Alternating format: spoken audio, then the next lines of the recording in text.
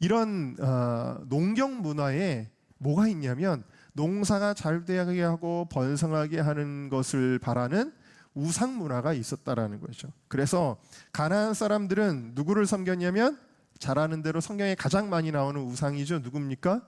바알과 아세라를 섬겼는데 이 바알과 아세라는 농경과 다산의 신이죠. 그러니까 그 농사가 잘 되게 해달라고 그들이 바알을 열심히 섬겼던 거고요.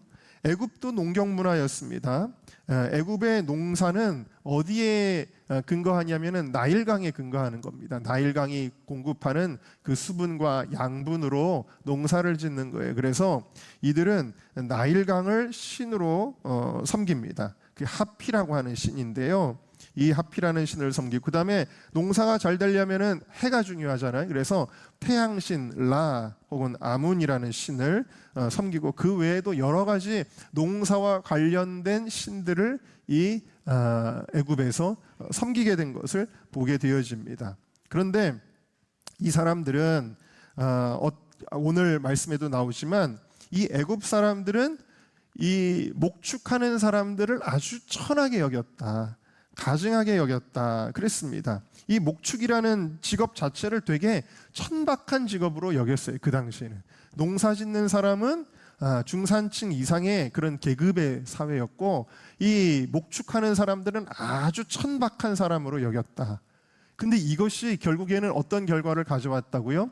바로 이스라엘 백성이 애굽의 그 우상 문화 속에 그 나라에 들어가면서도 그들과 융화되지 않고 섞이지 않고 구별되게 하는 은혜를 가져오게 되었다. 무엇 때문에?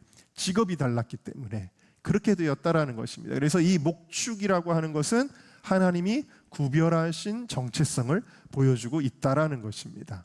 여러분들도 이 세상 속에 살아가고 있습니다. 여러분들도 세상의 죄악된 땅을 우리도 밟고 있습니다. 그러나 여러분들의 삶은 구별되시기를 주님의 이름으로 축원합니다. 네 번째로는 함께 읽을까요? 시작. 예배자의 정체성. 이 목축은 특별히 뭐와 관련이 깊냐면 제사와 관련이 깊습니다. 왜요? 제사를 지내려면 제물이 있어야 되는데 그 제물이 뭐였냐면 양이나 소나 염소나 이런 것들을 가지고 제사를 지냈다라는 것이죠. 자, 그런데 특별히 재미있는 사건이 창세기 4장에 등장을 하는데 가인과 아벨이 하나님 앞에 제사를 드리는 게 나옵니다. 제사를 드리는데 가인은 무엇을 가지고 제사를 드렸죠? 가인은 농작물을 가지고 제사를 드립니다. 아벨은 뭘로 제사를 드리죠? 양을 잡아서 제사를 드립니다. 왜 그랬을까요? 가인의 직업은 농사꾼이었습니다. 그리고 아벨은 목축을 하였습니다. 근데 가인은 자기가 농사꾼이었어도 제사를 지낼 때는 피 흘림의 제사를 위해 아벨에게서 양이라도 얻어다가 사다가라도 그렇게 제사를 드려야 되는데 자기 걸 가지고 제사를 드렸었거든요. 여러분이 가인의 제사, 아까도 얘기했죠. 목축과 농경 문화가 대비되는 시대였다라는 거예요. 이 두 가지가 영적 의미를 가지고 있는데 가인은 하나님을 경외하지 않고 하나님 앞에 뭘 가지고 나갔냐면 자신의 노력과 자신의 의로 살아가는 인간의 모습으로 나아갔다라는 것입니다.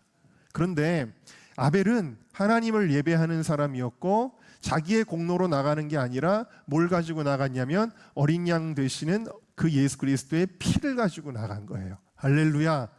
여러분들도 오늘 주님 앞에 나올 때 나는 일주일 동안 도덕분자처럼 살았어. 나는 아주 착한 일도 많이 했어. 아주 이렇게 그런 마음으로 인간적인 의의 마음으로 여러분들이 나오면은 우리는 하나님을 만날 수가 없습니다.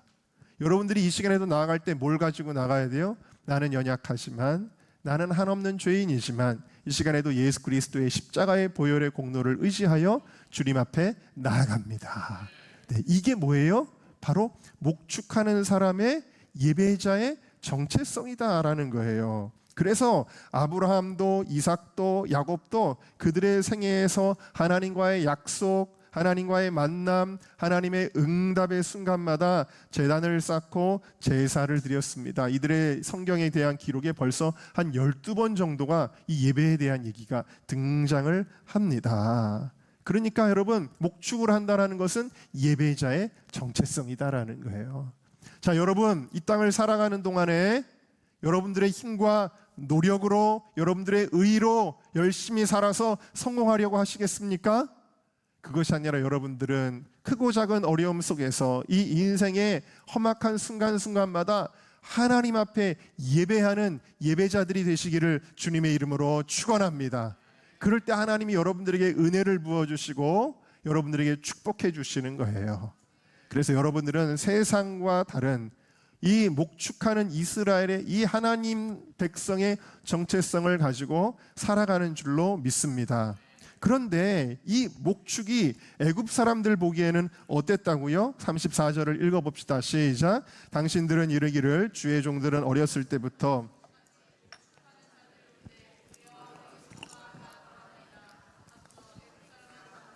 가증히 여기나니 당신들이 고센 땅에 살게 되리. 어떻게 여겼다고요? 가증히 여겼대요. 이 가증이라는 말은 히브리어로 토에바라고 하는데, 토에바라는 말은 이 발음 비슷해요. 토할 것 같다라는 뜻이에요. 토할 것처럼 싫어했다, 혐오했다라는 겁니다. 신명기 7장 25절에 하나님이 우상 숭배에 대하여 이 토에바라는 단어를 쓰셨고요.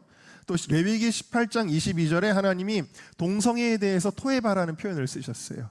그러니까 하나님이 아주 싫어하시는 죄에 대하여만 썼던 이 단어를 애굽 사람들이 이 목축하는 것에 대해서 느끼는 감정으로 썼다라는 것은 이들이 얼마나 양치고 염소 기르고 하는 것들을 얼마나 싫어했는지를 보여주는 것을 볼 수가 있습니다. 그래서 유목민은 아주 야만적이고 미개한 존재라는 이 편견을 가지고 있었습니다.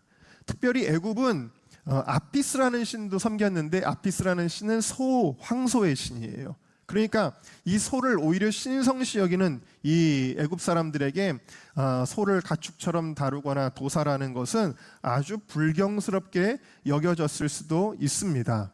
이런 애굽의 문화를 요셉이 알았을까요? 몰랐을까요? 당연히 알고 있었습니다. 자, 이제 드디어 요셉이 자기의 가족을 바로에게 만나게 해주는 장면이 오늘 나오는 거잖아요. 인터뷰를 하는 거예요. 자, 여러분, 회사에 면접 보신 적이 있으신가요? 우리 청년들 회사 갈 때, 들어갈 때 인터뷰하고 들어갔죠. 그러면은 혹시 회사에 잘 아는 사람이 있으면 예상 문제를 알려줍니다. 야, 우리 회사에서는 이런 걸 물어봐. 그럼 너는 이렇게 대답해야 돼 라는 모범 답안을 준다라는 말입니다. 자, 예상 문제가 하나가 떴습니다. 그 예상 문제는 뭐냐면 바로가 반드시 뭘 물어볼 거냐면 너희들의 직업은 뭐냐? 이거를 물어볼 거라는 이야기예요. 자, 이 애굽 사람들은 목축을 가증히 여깁니다. 그럼 예상 질문에 뭐라고 대답해야 돼요? 다른 대답을 해야 될 거 아니에요. 목축을 안 하는 척 해야 될 거 아닙니까? 그런데 요셉은 뭐라고 얘기하냐면 직업이 뭐냐고 물어볼 텐데 뭐라고 대답하라는 거예요? 우리는 조상 대대로 목축하는 사람들입니다라고 대답을 하라고 그렇게 이야기를 하고 있는 것입니다. 여러분, 회사에 들어가가지고 자네는 성실한가? 그런데 네, 저는 성실합니다. 일찍 일어납니다. 회사에 늦지 않습니다. 늦게까지도 저는 열심히 합니다. 이렇게 대답해야 될 텐데 저는 좀 늦잠도 잘 자고요. 가끔씩은 저 지각도 할 거예요. 그러면 그 사람을 누가 뽑겠냐는 거예요. 여러분, 이렇게 목축한다라는, 우리는 목축을 하는 민족이라는 것을 당당하게 밝히라고 하는 것은요, 굉장히 모험이었습니다. 왜냐하면 안 되겠다, 저 사람들은 우리 애굽에 드릴 수가 없다 하고 돌려보낼 수도 있는 거거든요. 혹은 돌려보내지는 않는다고 할지라도 궁 가까이는커녕, 이 요셉은 궁에 살고 있는데 궁 가까이는커녕 애굽 사람들이 사는 도시에서 도저히 살 수가 없는 것입니다. 잘 살려고 왔는데 애굽에서 어떻게 하라는 것입니까? 그러나 그들은 당당하게 자신들이 목축하는 사람이라고 밝힙니다. 3절을 읽어보겠습니다. 시작. 바로가 요셉의 형들에게 묻되 너희 생업이 무엇이냐? 그들이 바로에게 대답하되 종들은 목자이온데 우리와 선조가 다 그러하니이다 하고, 우리는 그냥 목자라고도 안 하고 우린 조상 대대로 우리의 피에는 목자의 피가 흐르고 있습니다 라고 그렇게 당당하게 대답을 하였다라는 사실입니다. 자, 그런데 그 결과는 어떻게 되었죠? 그 결과는 첫 번째로 하나님께서 그들에게 가장 좋은 것으로 채워주셨습니다. 자, 어떤 땅을 주었을까요? 자, 6절을 같이 읽어보겠습니다. 시작. 애굽 땅이 네 앞에 있으니 땅의 좋은 곳에 내 아버지와 내 형들이 거주하게 하되 그들이 고센 땅에 거주하고 그들 중에 능력 있는 자가 있거든 내 가축을 관리하게 하라. 애굽에서 가장 좋은 땅을 차지합니다. 영어 성경에 뭐라고 되어 있냐면 the best part of the land라고 되어져 있습니다. 가장 베스트한 땅을 누구에게 준 거냐면 목축하는 이 야곱의 가족에게 준 거예요. 할렐루야. 네, 쫓겨난 게 아니라 가장 좋은 땅을 받게 되었다. 왜냐하면 여기가 왜 좋은 땅이냐면 나일강의 삼각주이기 때문입니다. 삼각주라는 것은 강이 바다로 빠져나갈 때 넓게 퍼지잖아요. 그러면 그 땅이 굉장히 비옥하게 됩니다. 농사짓기가 너무 좋을 뿐만 아니라 풀이나 나무가 잘 자라기 때문에 가축을 기르기에도 너무 좋은 땅이 바로 이 고센 땅이었다라는 사실입니다. 거기다가 이제 비록 이 사람들이 목축을 가증이는 여겼지만 고기를 안 먹은 거는 아니거든요. 그래서 가축이 있기는 있었는데 이 바로가 뭐라 그러냐면 그러면 너의 가족들이 내 가축을 관리하는 그 공직을 맡으라고 아예 공직으로 처음부터 임명을 하게 되는 것이죠. 또 하나님께서 이 가정에게 많은 필요를 채워주시는데 11절과 12절을 같이 읽어보겠습니다. 시작. 요셉이 바로의 명령대로 그의 아버지와 그의 형들에게 거주할 곳을 주되 애굽의 좋은 땅 라암셋을 그들에게 주어 소유로 삼게 하고 또 그의 아버지와 그의 형들과 그의 아버지의 온 집에 그 식구를 따라 먹을 것을 주어 봉양하였더라. 먼저 그의 나라와 그의 의를 구하면 하나님께서 이 모든 것을 더하시는 줄로 믿습니다. 여러분, 내가 회사에서 잘 보이려고 신앙을 포기하면 안 돼요. 어떤 사람들이, 저희 교회는 그런 분들이 안 계시지만 제가 많이 그런 얘기를 들었는데 코로나 때도 보면은 주일에 당신 교회 가면 회사에서 자르겠습니다. 그러니까 회사에서 잘릴까 봐 주일날 교회 안 가고 회사를 그냥 나가는 사람들도 있었잖아요. 여러분, 그렇게 하면 안 된다는 거예요. 내가 뭐 까짓거 하나님의 말씀대로 살겠다는데 자르려면 잘라라 하고 먼저 그의 나라와 그의 의를 구하면 하나님이 이 세상의 소유주입니다. 그 소유주 되신 하나님이 채워주시는 줄로 믿습니다. 그래서 당당하게 자신들의 이 목자의 정체성, 이 영적인 축복, 신앙의 축복의 정체성을 그대로 당당하게 드러낼 때에 오히려 가장 좋은 것으로 채워주시는 은혜를 받게 되었다. 두 번째로는 이스라엘의 혈통을 유지하게 되었죠. 아까도 말씀드린 것처럼 그들은 이 애굽 사람들과 섞이지 않았습니다. 섞이지 않는다는 게 얼마나 큰 축복인지 모르는 거예요. 여러분의 자녀들을 처음에는 믿음으로 키웁니다. 어렸을 때는 부모님 말도 잘 듣습니다. 그런데 세상에서 나쁜 친구들하고 섞이면 어떻게 되죠? 이 아이가 교회도 안 나오고 부모님 말도 안 듣고 딴 길로 가지 않아요? 섞인다라는 게 그렇게 무서운 거예요. 제가 작년에 영국을 다녀왔지만 여러분, 유럽의 많은 나라들이 무슬림들과 섞이게 될 때 어떻게 됩니까? 그때 기독교 정체성을 다 잃어버리고 그들의 삶에 정말 많은 문제, 안전했던 그 유럽의 나라들이 황폐하고 위험한 나라, 가난한 나라로 지금 전락하고 있잖아요. 섞인다라는 것처럼 무서운 게 없는데 하나님께서 이들을 섞이지 않게 축복해 주셨다. 세 번째로 중요한 것입니다. 어떤 축복을 받았다고요? 번성의 축복을 받았습니다. 27절을 같이 읽어봅시다. 시작.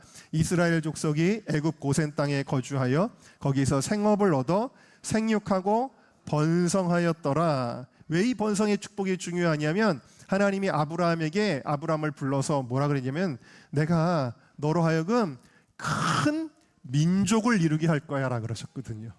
큰 민족을 이루게 할 거라고 그러고 아들을 안 주셔가지고 한참을 기다리다가 겨우 100세가 됐는데 겨우 딸랑 한 명을 주셨어요. 그 이유를 설명드렸죠. 섞이지 않게 하려고, 잘 관리하게 하려고. 그 다음에 또 이 아브라함에게 이삭을 주신 후에 이삭의 대를 잇는 사람으로 야곱을 주십니다. 그런데 야곱이 12아들을 낳고 그 12아들들을 통해서 숫자가 막 불어나기 시작할 때 가나안 사람들과 섞일 것 같으니까 하나님이 고센 땅에다가 이렇게 분리시켜가지고 놓으셨는데 문제는 뭐예요? 번성해야 될 거 아니에요. 이제는 하나님이 약속하셨으니까 그런데 이들이 이 고센 땅에서, 이 풍요로운 땅에서 마음껏 번성하게 된 것입니다. 아기들을 얼마나 많이 낳는지 몰라요? 자, 제가 이게 갑자기 궁금한 거예요. 애굽에서 이제 430년 동안 살 때 나중에 인구가 몇 명이 됐냐면, 애굽의 가족이 70명, 요셉의 아들들까지 합하면 75명이었는데 430년 후에 인구가 어떻게 변하는지 아세요, 여러분? 장정만 60만 명. 그러면 여자와 아이들을 합치면 200만 명이 훌쩍 넘는다는 거예요.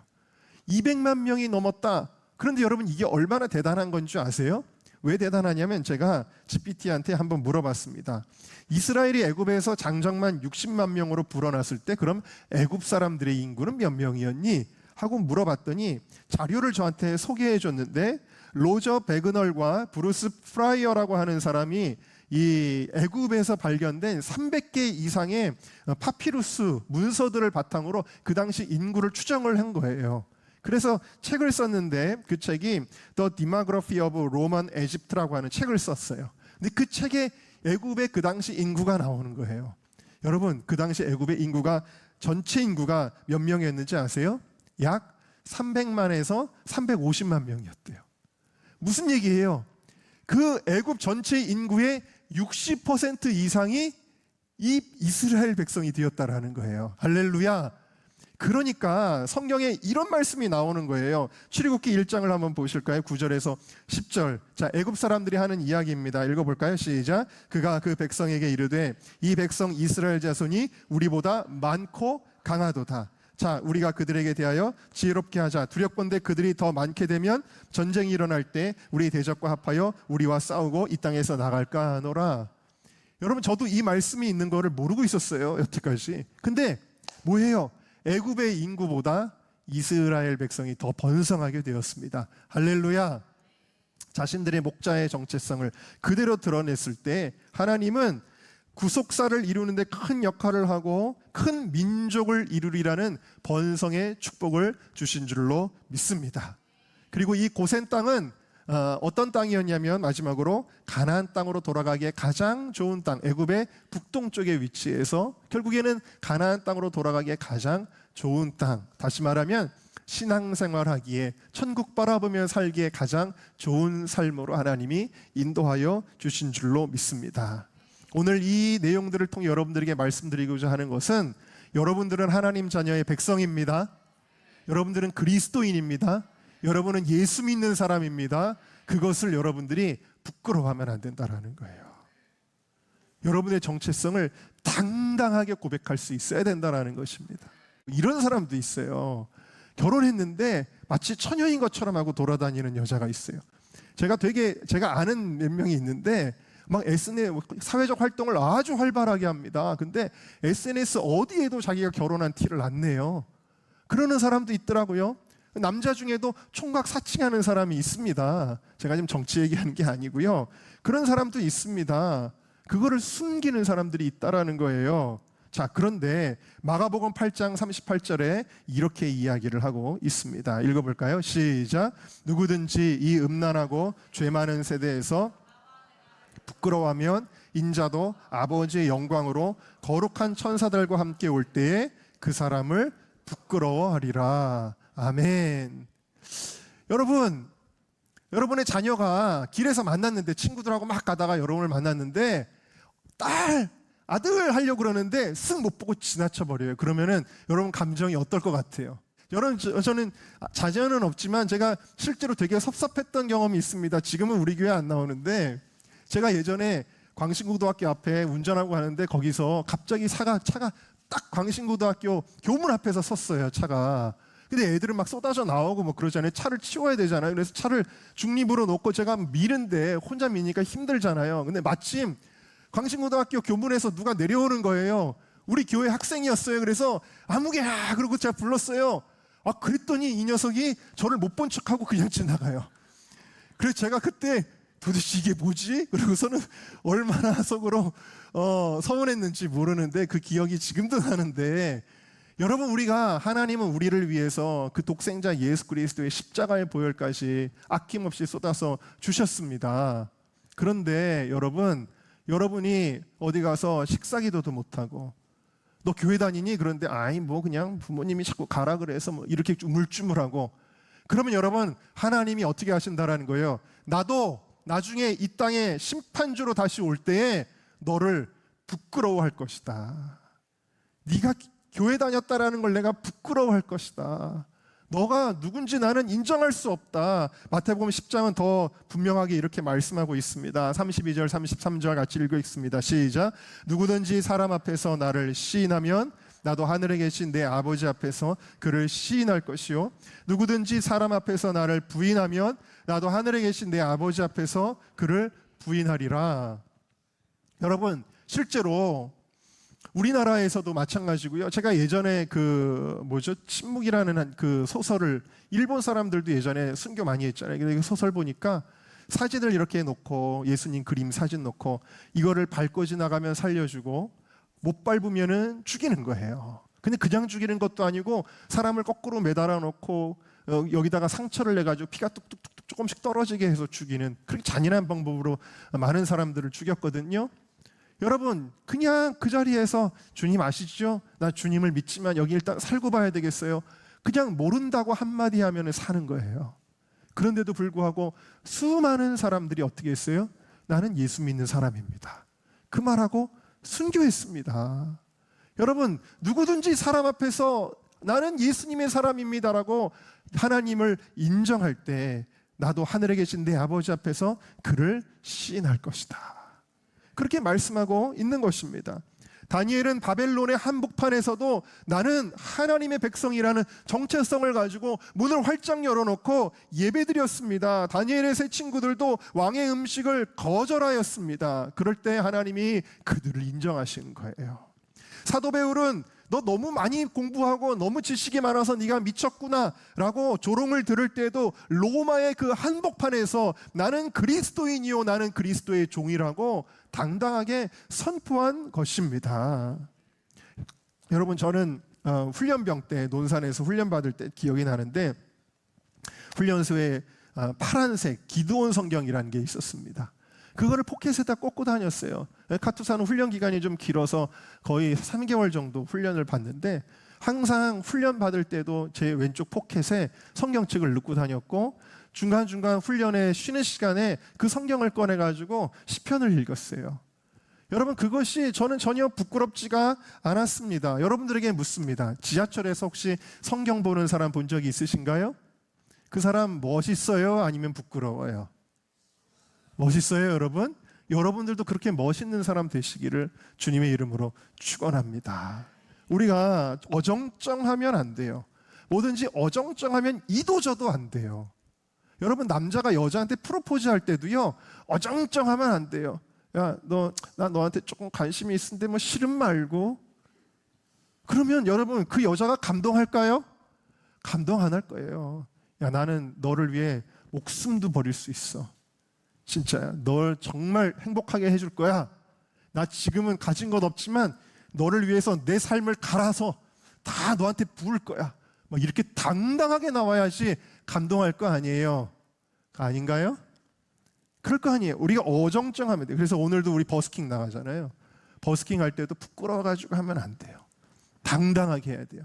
전도지 하나를 줘도요, 이렇게 부끄럽게 하면 안 돼요.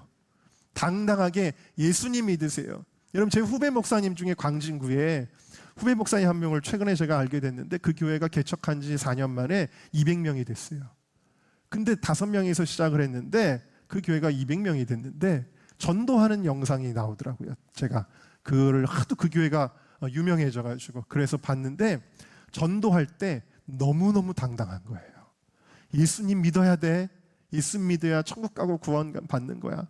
예수님 믿어야 된다고 너무너무 당당하게 전도하는 것을 보았습니다. 자, 로마서 1장 16절을 같이 읽습니다. 시작. 내가 복음을 부끄러워하지 아니하노니 이 복음은 모든 믿는 자에게 구원을 주시는 하나님의 능력이 됨이라. 아멘. 여러분, 복음을 부끄러워하지 마시기를 바랍니다. 학교나 직장에서 식사기도도 당당하게 하시기를 바랍니다. 교회에서 받은 말씀을 여러분들의 SNS 프로필이나 SNS에도 SNS 하시는 분들은 그렇게 여러분들이 나눌 수 있어야 되고, 친구들에게도 나는 예수님 믿는 사람이야, 그래서 너무 행복해라고 자연스럽고 당당하게 이야기할 수 있어야 되고, 여러분들이 그리스도인으로서 정직하고 따뜻하게 사람들에게 예수 그리스도의 향기를 뿜어낼 수 있어야 될 줄로 믿습니다.